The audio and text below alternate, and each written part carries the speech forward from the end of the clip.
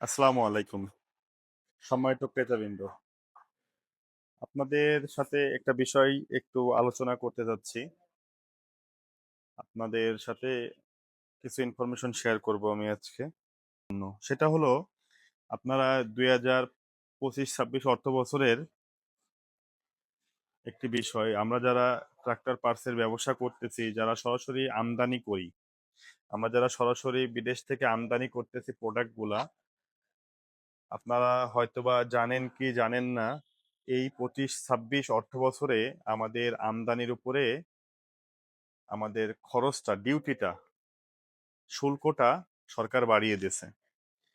এখন বর্তমানে যারা প্রোডাক্ট আনবে, নতুন পণ্য আমদানি করবে, যাদের পুরানো মাল আছে তাদের জন্য জিনিসটা এখনো অ্যাপ্লিকেবল হয়নি, কিন্তু যারা নতুন, যারা শিপমেন্ট আসতেছে, তারা প্রতি শিপমেন্টেই দেখবেন আপনার পিছনে যে প্রোডাক্টগুলোর দাম যা ছিল তার থেকে ৫ থেকে ৭%, ১০%, ক্ষেত্র বিশেষ ২০%ও বেড়ে যেতে পারে।